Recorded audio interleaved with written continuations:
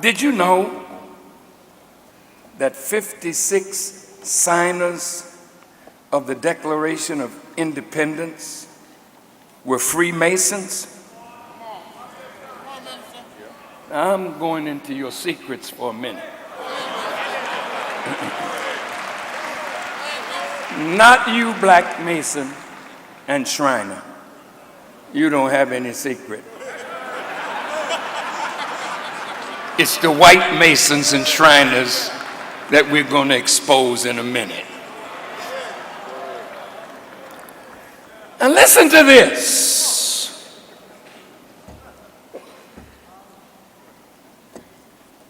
At least 9 of the 56 signers of the Declaration of Independence were Freemasons. George Washington, Benjamin Franklin, James Monroe, John Jay, John Hancock, Paul Revere, John Paul Jones, and James Otis. Later on in 1870, out of Freemasonry came a higher order of Masons called the Shriners. Now the difference between Masons and Shriners is that to be a Shriner, you must be a master Mason in good standing. Now those of you who don't know anything about this, just hold your seats. I'll get back to you in a second. A Shriner belongs to the ancient Arabic order of the nobles of the mystic shrine. But wait, what kind of language is that? And all their temples or mosques are named after cities like Mecca, Medina, Syria, Aleppo. These are all parts of the Muslim world.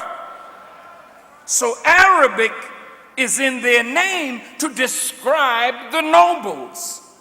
And a noble is a hereditary class that has special social political status in a country or state. And all white Shriners have an exalted or noble political and social status in America and nations throughout the world. Now they talk about this mystic shrine, meaning that there's some mystery attached to the shrine itself. And what is a shrine? It's a sacred place of worship associated with a holy person or a holy event, a container for sacred relics such as the bones of a saint, the tomb of a holy place, person, or other revered figure. Well, who is the saint that is entombed in the shrine? Oh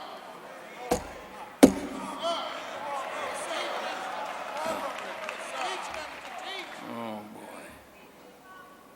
Who is that holy person whose bones are in that shrine? It's not just the bones of an architect of King Solomon's temple. No, that's cheap stuff. What is entombed in the shrine are the bones of those who are connected to the originator, and with him are the architects of that which you call universe and all therein. Now, this holy person is now entombed in mystery, meaning that there's a secretive knowledge of that tomb that is only given to those who are master mason. These people are called Muslim Shriners or Muslim sons. We get a question in our lesson: why does Muhammad make the devil study from 35 to 50 years? before he can call himself a Muslim son and wear the greatest and only flag of the universe? Why must he add a sword on the upper part? Oh yeah, there, but make it big, man. Let the people see what I'm talking about.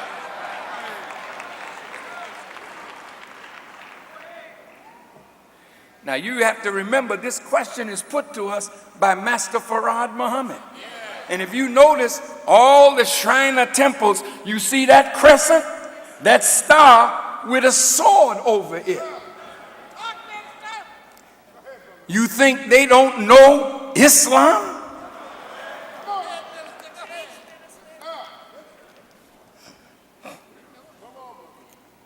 Well, now, if you look at this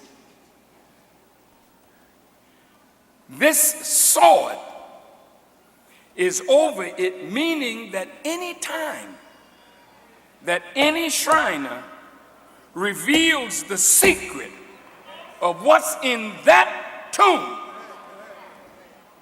they would pay with their lives. Well, what is the secret of the ancient Arabic order of the noble of the mystic shrine? It is you.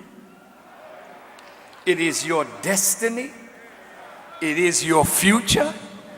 It is your origin that has been kept a secret from you, but was known by the founding fathers of this country and known by the present day rulers. Now I want you to listen good. Elijah Muhammad said, you are the direct descendants of God himself. I'm going to say it again.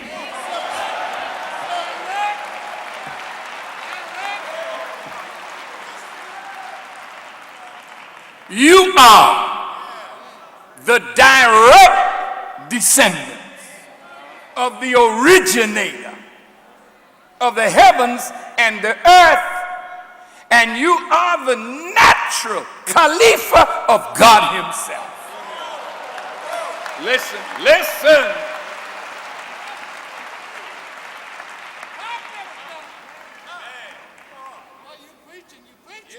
It is Arabic they use because Arabic is the original language of the Asiatic black man. This black man, direct descendant of the originator of the heavens and the earth, and in him is the knowledge of how to build not a temple, but a new heaven and a new earth. They look at black people and know who we are. Yes. This holy person was hit in the head by 3 ruffians, Jubilah, Jubilo, and Jubilam. And when he was hit in the head, he was carried to the north country and buried in a shallow grave with a sprig of cassius coming up from the grave to let the world know that there's life down here. But who can get up the man in the tomb? Nobody but one with a master grip. Nobody but one with a lion's paw.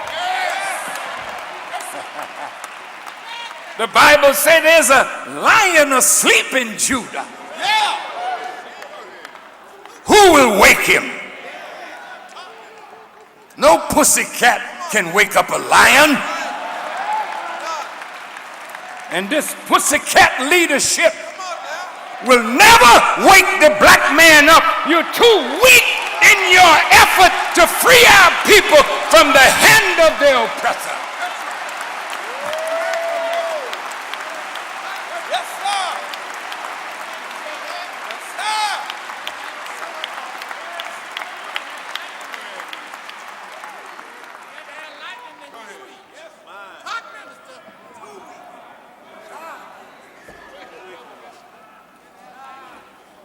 This one is really a metaphor. It is an allegory. It is a fable that describes something that has happened to a real person. One who is a direct descendant and has in his DNA that potential of building a new heaven and a new earth. His name is Hiram Abith. Hiram in Hebrew means a noble one. He was a noble. He was a holy person. And in the story, they put him to death and they buried him in the North Country, North America. He's buried here. But he can be revived. The secret of Hiram is the power of the enemy through the Freemasons and the Shriners to lock down the black man and make sure that he never rises. The Masons and the Shriners, the white ones, are like that stone that was at the tomb of Jesus to keep Jesus from rising, but an angel came and rolled the stone away, and when they looked, he had risen.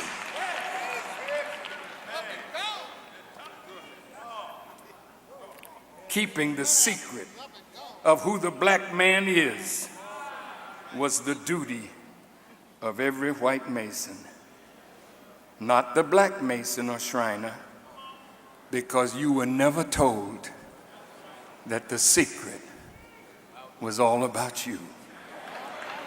The white Masons and Shriners have always known the secret from Europe to America.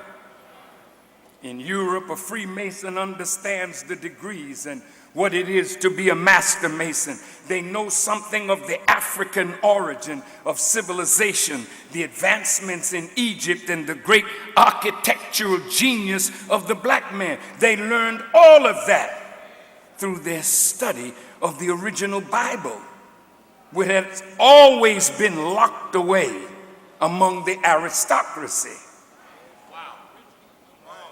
Common people could not read the Bible. But the people rose up and wanted to know what was in that book. So King James commissioned a group of 47 scholars. Some believe included William Shakespeare, to rewrite the Bible and give it a diluted version, so that the common people who did not know science would never be able to know the truth that was hidden under allegories, metaphors, figures of speech.